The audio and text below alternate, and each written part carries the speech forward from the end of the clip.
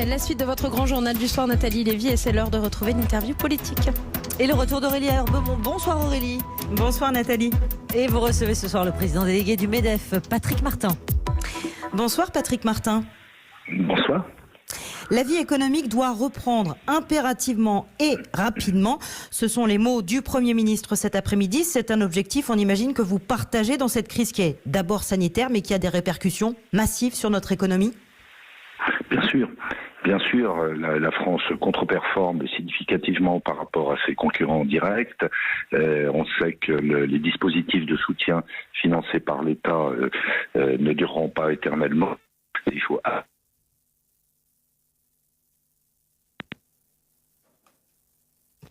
Patrick Martin, problème de liaison avec Patrick Martin. Retrouver dans quelques secondes.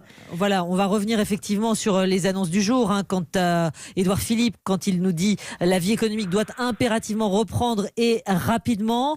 Voilà, Patrick Martin, votre invité, est de retour. Patrick Martin, oui, je suis de retour, pardon. Oui, vous êtes de retour. Donc pour vous, il faut que ça reprenne vite parce que vous redoutez des défaillances d'entreprises à terme si ça ne repart pas l'économie ? Mais bien sûr, on a un niveau d'activité qui est extrêmement déprimé. On espère tous qu'il se rétablira progressivement à partir du 11 mai, un peu plus tard pour les secteurs qui ne pourront pas ouvrir avant le 1er juin. Mais ne rêvons pas, les consommateurs ne vont pas se ruer sur les achats. Les entreprises doivent adapter leur production pour respecter, et c'est normal, les mesures sanitaires. On aura un redémarrage progressif. Il y aura des morts au bord de la route, des entreprises, et puis malheureusement, probablement des licenciements.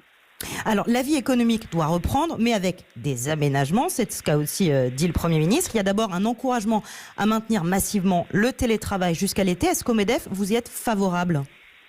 Bien sûr qu'on y est favorable, mais de manière circonstanciée. Je veux dire par là que les problématiques, notamment de transport en commun, ne sont pas du tout les mêmes selon qu'on se trouve dans une grande agglomération, typiquement l'agglomération parisienne, ou dans une ville moyenne ou une petite ville. Je crois d'ailleurs qu'il y a beaucoup de salariés en télétravail qui, si on les rassure sur les conditions de sécurité sanitaire, aspirent...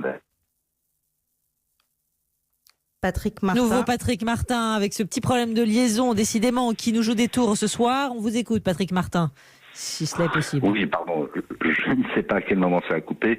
Non, je disais que bien sûr qu'il faut pérenniser le télétravail, mais en adaptant les directives et les comportements au territoire. Évidemment, le télétravail en région parisienne, c'est indispensable compte tenu des problématiques de transport en commun et de santé, mais c'est beaucoup moins vrai dans des petites villes ou dans des zones rurales, où d'ailleurs les salariés en télétravail majoritairement aspirent. Patrick Martin.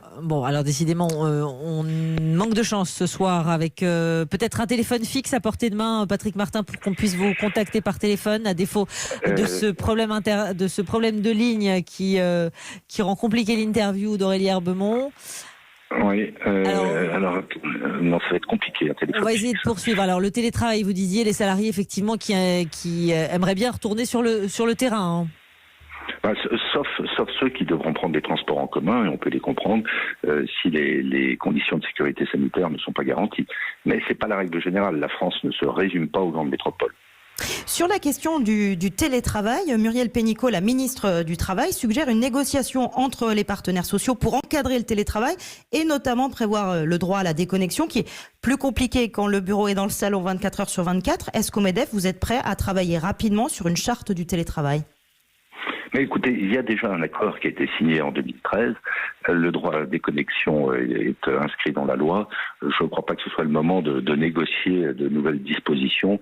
La priorité, à nouveau, c'est que tout le monde reprenne le travail dans de bonnes conditions de sécurité.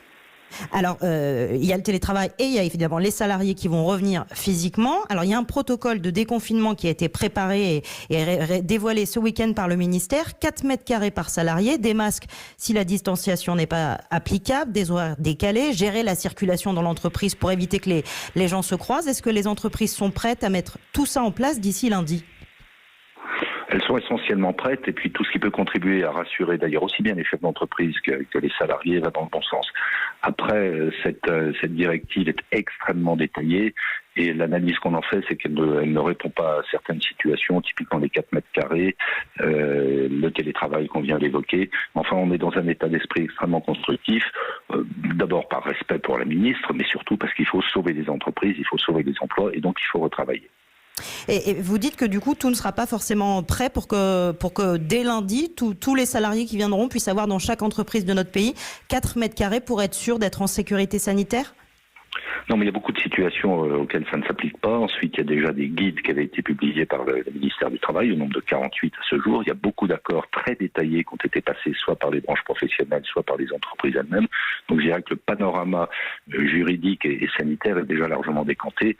Les instructions données par la ministre viennent compléter ça. À nouveau, il y a quelques points de détail qu'il faudra peut-être adapter selon les situations, mais l'esprit est là. On veut que les salariés travaillent, mais travaillent dans de bonnes conditions de sécurité sanitaire. Patrick Martin, le dépistage des salariés sera interdit. On sait que certaines grandes entreprises y songeaient, comme Veolia. La prise de température pourra être refusée par un salarié. Est-ce que ce sont des décisions du gouvernement que vous comprenez ? Alors, si vous voulez, au MEDEF, nous ne sommes pas des experts sanitaires. Après, il peut y avoir des sujets de liberté publique. Nous, on se conformera à ce que souhaite le gouvernement. C'est pas ça qui bloquera la reprise du travail. Est-ce que les patrons, comme les maires, on le voit avec la réouverture des écoles, sont inquiets d'être mis en cause pénalement si des salariés attrapent le coronavirus ? Bien sûr qu'ils le sont. Et typiquement, les dirigeants de TPE et de PME, ça a été signifié notamment dans le bâtiment dès l'origine, et ça a conduit à ce que beaucoup d'entreprises, à l'initiative des chefs d'entreprise eux-mêmes, s'arrêtent. Donc il est important que dans cette période exceptionnelle, on prenne des dispositions qui n'exonèrent certainement pas les entreprises de leur obligation de moyens, mais qui mettent à l'abri les chefs d'entreprise d'une obligation de résultat, parce que typiquement on est en face d'une pandémie, on peut ni de près ni de loin prétendre que c'est l'entreprise elle-même qui est à l'origine du Covid. Vous espérez que les chefs d'entreprise, comme les élus, pourront être davantage protégés juridiquement. On sait que les sénateurs, notamment, veulent aller dans cette direction. Écoutez, on est dans une configuration curieuse. La loi est très claire. Il y a une obligation de moyens pour les chefs d'entreprise, comme d'ailleurs pour les responsables associatifs ou les élus. Et puis il y a une jurisprudence qui, par exception, a condamné un certain nombre de responsables au motif d'une obligation de résultat qui n'est pas inscrite dans la loi. Donc il faut dissiper ce doute parce que c'est vraiment un frein de la part des chefs d'entreprise qui se disent « moi je préfère à la limite ne pas recommencer plutôt que d'être mis en cause », alors que la probabilité qu'ils soient mis en cause est quand même très faible.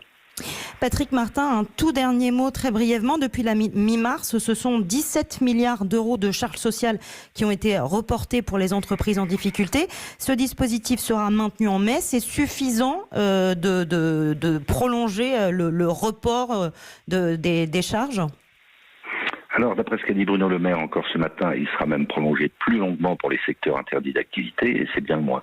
Après, vous imaginez bien que les entreprises vont pas renouer rapidement avec des bénéfices, avec de la disponibilité de cash, et donc si on n'étale pas ces remboursements sur la très longue durée, et mieux encore, au cas par cas, si on n'annule pas ces charges, il y a des entreprises qui ne se relèveront pas. Merci beaucoup Patrick Martin d'avoir été mon invité ce soir et désolé pour les petits soucis techniques, nos auditeurs le comprendront, on l'espère.